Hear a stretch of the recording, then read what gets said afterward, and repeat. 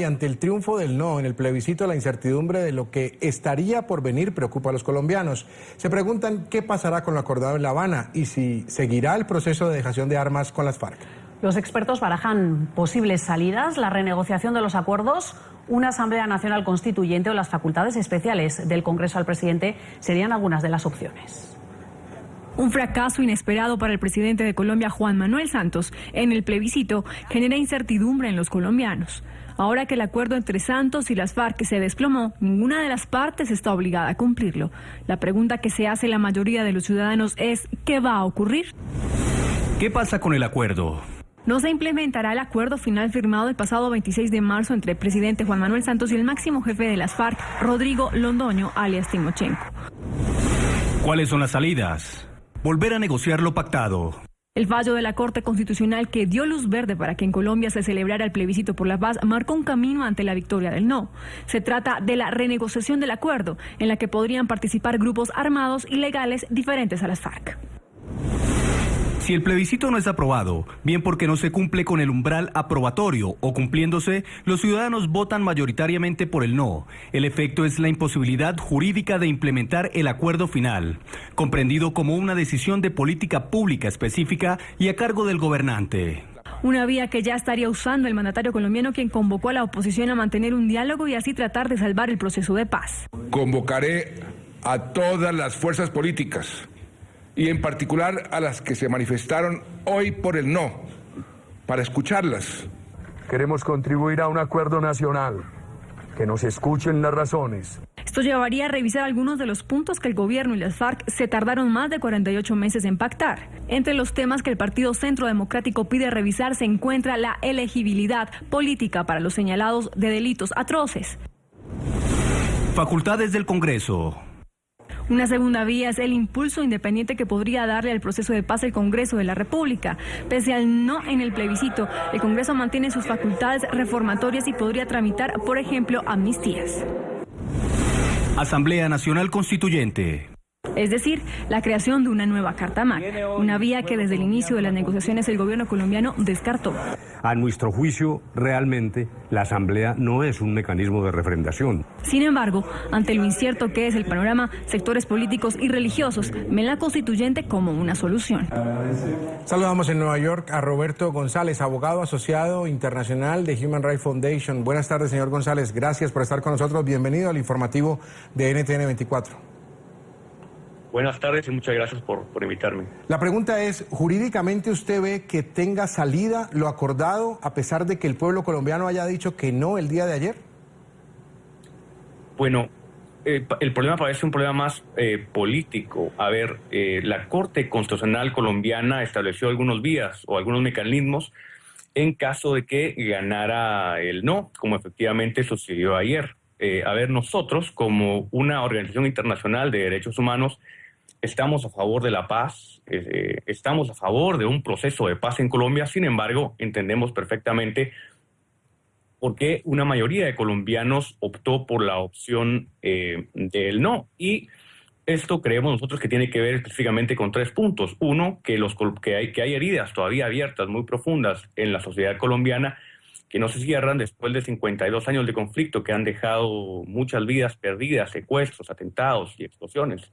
Segundo, que el acuerdo, como se firmó talmente en La Habana, establecía unas cuotas políticas para los guerrilleros de las FARC. Y tercero, que muchos de ellos no penarían un día de cárcel si es que confesaban sus crímenes. Entonces, de alguna forma, esto motivó a una mayoría del pueblo colombiano a optar por la opción del no. Sin embargo, creemos y confiamos de que la sociedad colombiana como tal aspira a la paz, aspira a una paz, pero a una paz justa, a una paz a la que el pueblo colombiano pueda acordar. Jurídicamente nos parece que la opción del presidente Juan Manuel Santos es la correcta, que es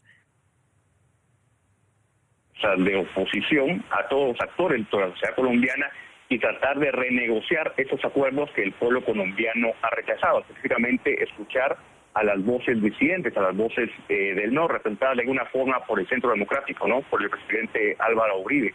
Así que nos parece que esta debe ser la salida y se debe mantener efectivamente un cese al fuego de parte de ambos lados para poder seguir las negociaciones. Pero me reitero quizás un poco, señor González, en la pregunta de mi compañero, en el sentido de ¿qué tan optimistas estamos a la hora de poder sacar este proceso de paz? Y se lo pregunto. Ya el jefe negociador ha puesto su renuncia a disposición del presidente porque, entre otras cosas, él durante los últimos meses había repetido que este era el mejor acuerdo que se podía lograr y que, de hecho, no podía haber renegociación en caso de que saliera el no.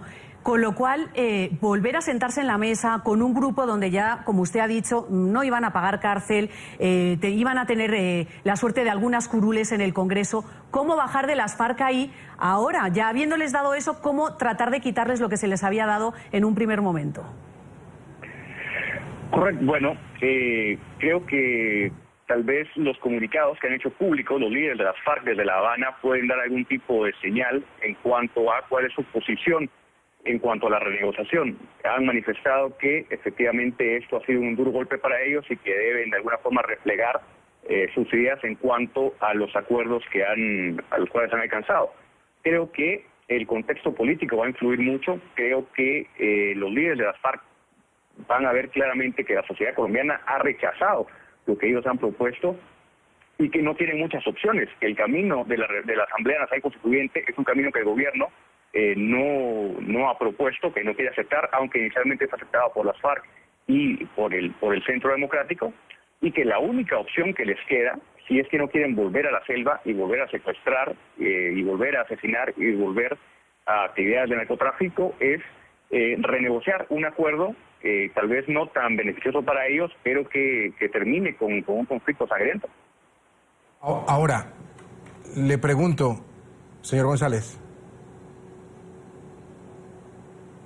Señor González, le pregunto, ¿qué pasaría en el escenario donde no se pudieran poner de acuerdo las partes? Es decir, donde por algún motivo la oposición no llegue al acuerdo político, porque estamos hablando que el escenario que viene ahora es político y que los acuerdos tienen que ser basados en la política, pero es que todo lo que está negociado también tiene un sustento jurídico. ¿Qué pasaría con eso, lo jurídico que está aprobado dentro de un marco político que no se dé? Bueno, por lo que entiendo, el presidente de la República no puede implementar ninguno de los estatutos jurídicos que fueron negociados en La Habana. De hecho, la implementación de estas reformas legales estaban basadas o se fundamentaban en la decisión del pueblo colombiano de conformidad con lo que estableció la Corte de Constitucionalidad. Así que, por el momento, no hay forma de implementar las disposiciones jurídicas que pretendían los acuerdos de La Habana.